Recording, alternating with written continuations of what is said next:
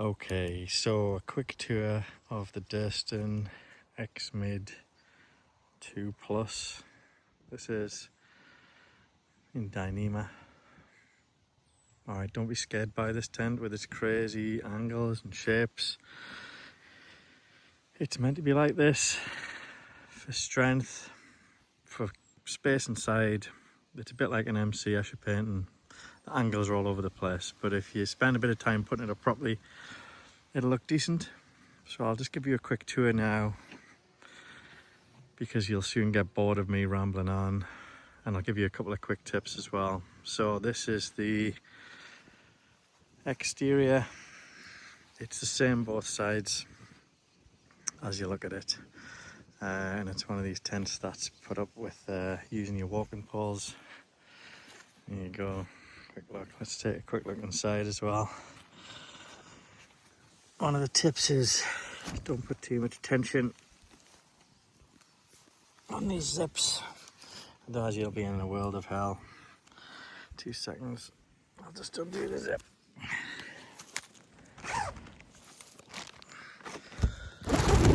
you go.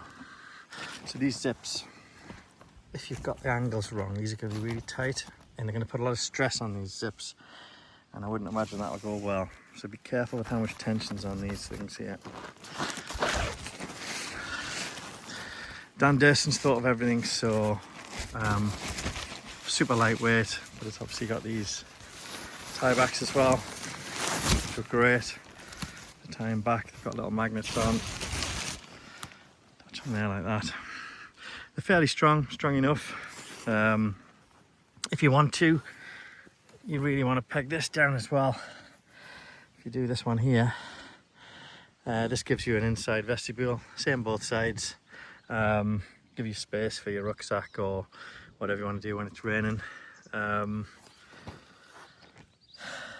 pegs I haven't put in fully because the ground's really hard. It's unusual in the UK. It's super warm at the minute and super dry, and the grass is getting singed, and that means that the ground is really hard, so I'm not putting the pegs in fully.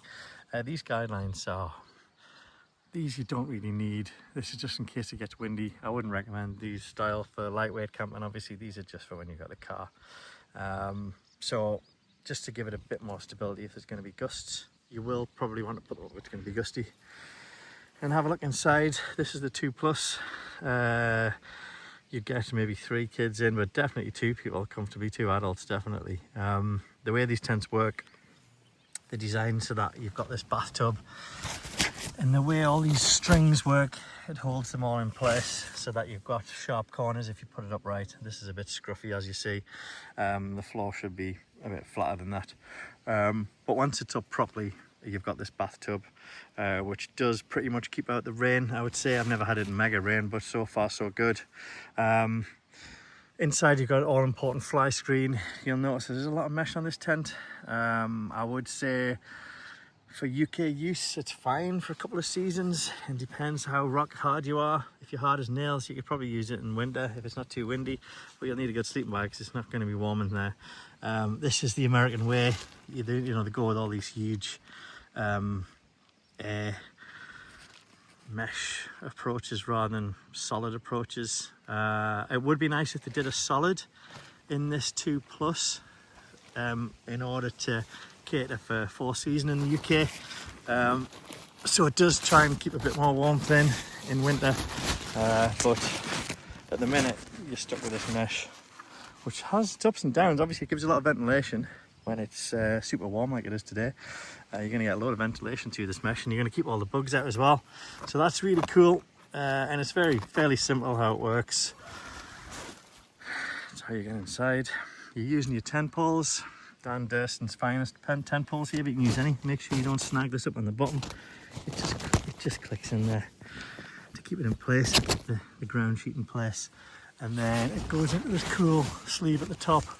Careful not to fold some creases into that, because if it gets a bit of tension in it and you've set it up wrong, it's going to rip your tent. And then you've got these air vents, obsessed with air getting through, that's good. Inside, plenty of room. Considering it's a tiny, teeny tent. I'll not put the specs up, you can find that yourself. If you're watching this video, you're probably geek anyway, then you'll be looking at the specs of these, but videos always help. There is a couple of pockets inside for your phone, whatever you want. One on each side. It's symmetrical, so it's exactly the same at both sides. As you see, these are the crazy angles you get because of the way it works. You have two offset sleeping pads. These do fit the larger width sleeping pads in side by side, which is pretty unique to this size tent, I would say, and that's definitely a selling point for me, is you can get two full size, full width tent pads in. I've not got them in yet. I'll maybe do a separate video when they're in and set up, but there's plenty of room in this 2 Plus for yourself and your gear and a friend or significant other, or even a stranger if you're that way inclined. There's another view of the other side. Like I said, it's symmetrical. Yeah, so when you're setting this thing up, it can do your head in, but it's not that hard if you take a little bit of care and you think it through a bit. So when you first start, just stick all 4 corners in, just loose. You don't have to put them in particularly tight to stop blowing away. And then literally go in, stick your tent pole in, extend it to the recommended height until it's got some tension on it, and then go around and tighten these up. There's plenty of give on these, so make sure you tighten them up. Now, one thing I've found is that with these pegs and the fasteners on the corner here, if you put them in line, it makes life a bit easier.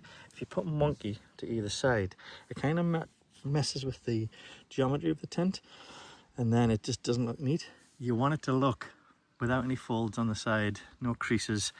It's fairly smooth looking, and if you get it wrong, it just looks wonky and it looks terrible. So try and get these in line, straight out the corners.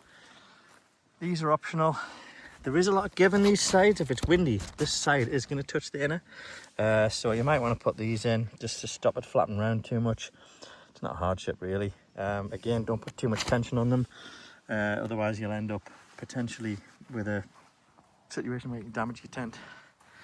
Again, these corners here, make sure they're in line. There's plenty spare on them to get a good tension on them. Again, peg this one out as well to help you with your storage this inside your tent. There are these attachment points up here which aren't massive. Obviously this is a ridiculous size clip. This is just for when you're not particularly conscious on weight. These are easy just to slip on and off rather than have something permanently attached, but there isn't much there, so it might be worth putting something else on there to extend them a bit if you're going to use them all the time. And back around this side, and then back around to the entrance. You really want this quite tight as well. You don't want this sagging in the middle. If it's going to rain, you don't want to pool it anywhere. You want to be able to drop off the sides nicely, and it absolutely does bead water very well. And let's get a bit of an outer angle here so you can see the full thing. There you go. Pretty cool tent, outrageously expensive. I got this last year and I think it's gone up £200 in the UK once it's imported. I don't know if that's a mixture of crazy tariffs and material costs, postage costs, whatever that might be, but these things can get expensive, so please try and use one or see one before you buy it. Make sure it's right for you, because they cost a lot of money, and this Dyneema stuff seems to be made out of gold leaf, but it is mega durable. It's decent stuff, and this floor is nice. It's not cheap. It looks tough enough. Yeah, and the last thing I will mention is you can get the ground sheet for this, which does actually attach, and I'll just leave it on. Mixed feelings on these. I've always had footprints, but it's personal preference really, whether you can be bothered, whether you want the extra weight, whether you want the additional cost. But if you've got rocks, hard things underneath your tent, it is just an extra layer of protection rather than go through this. Although this material is super tough, I do think a footprint is probably worthwhile just to add that extra bit of protection and add some durability to your tent. But that's just personal preference. But it clips on nicely and it stays on, so I'll pack it all together. I wouldn't be bothered with a footprint if I have to faff on putting it out first and then putting the tent on top while it's flopping away and it's taking off while you're trying to put your tent up. But because it clips in nicely and it stays clipped in even when the tent's rolled up, no reason not to have it really, unless you're a weight freak. There you go, Durston, Dan Durston, what a guy. Come over to the UK, see our conditions, get some more solid tents for us in the mega wind, mega rain. That'd be champion. Any questions, just give us a shout. Cheers. By the way, if anyone wants to know where this is, if anyone's curious at this scenery, some of you might be able to guess where it is from a mixture of my crazy accent and the rugged terrain around here is pretty distinctive. If anyone wants to know where this is, it's the Hadrian's Wall campsite near Haltwhistle. I can give you a link if anyone's interested. It's super cool. It's on loads of levels.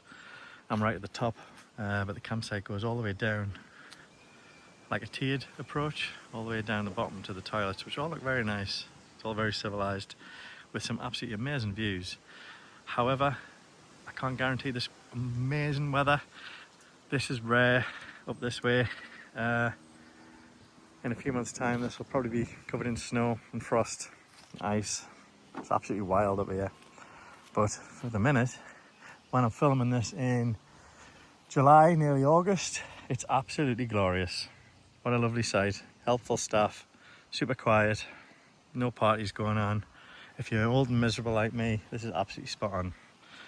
Again, any questions regarding the gear or the site, give us a shout. Oh, Durston, these guys, his backpack as well. Yeah, again, I can provide a description for this. This is fairly basic. It's mega lightweight, but there's not a lot going on with it, but that's what you want, really. Stuff's decent. If anyone wants a review of that rucksack or anything else, give us a shout.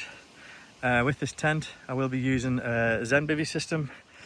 Again, at great expense. I'll give you a rundown on that when I put it up, and you can have a look around how Zenbivvy works in their ultralight range. Total overkill for this ultra mega nice weather we're having. I'm sure it'll be far too hot for it, but if you're here in December, it will be absolutely lovely. Yeah, stay tuned. Thanks for watching. Tent Geek, bye.